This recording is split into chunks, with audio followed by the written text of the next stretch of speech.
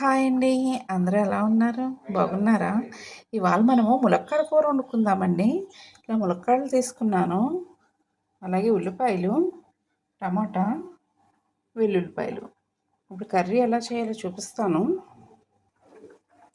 Oil వేసుకున్నానండి ముకుట్లోకి, వేడెక్కింది.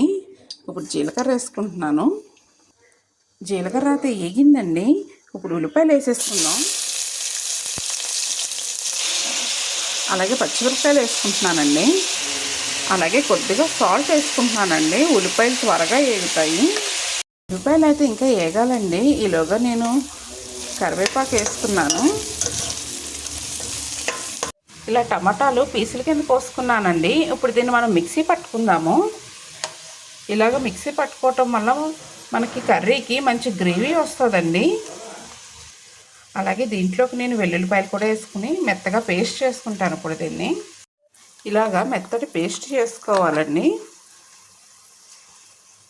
ఉల్లిపాయలు అయితే ఏగిపోయినాయండి. ఇప్పుడు మనం ఇందులో టమాటా పేస్ట్ చేసుకున్నాం కదా, వెల్లుల్లిపాయలు టమాటా, అది ఇప్పుడు దీంట్లో వేసేసుకుంటున్నాను. ఈ టమాటా వెల్లుల్లిపాయ పేస్ట్ అయితే వేసాను కదండి, ఇది బాగా కలుపుకోవాలి.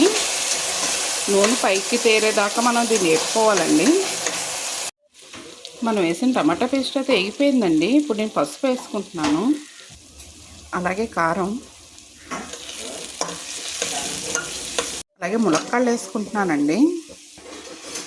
బాగా కలుపుకుందాం దీంట్లోకి. ఈ ములక్కాడలు ఒక 5 నిమిషాలు మనం మగ్గించుకోవాలండి. మగ్గాక ఇలా వాటర్ వేసుకోవాలి.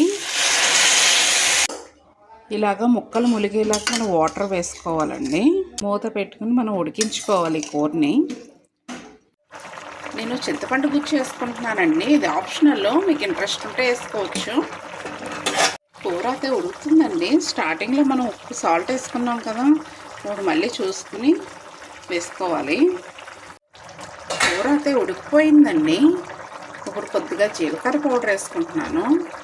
అలాగే కొత్తిమీర వేసుకుంటున్నానండి.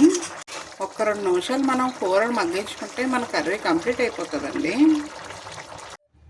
ములక్కాడ కర్రీ అయితే రెడీ అయిపోయిందండి. ఇప్పుడు గరిలోకి ట్రాన్స్ఫర్ చేసుకుందాము. మన ములక్కాడ కర్రీ అయితే రెడీ అయ్యిందండి. చాలా బాగా కుదిరింది.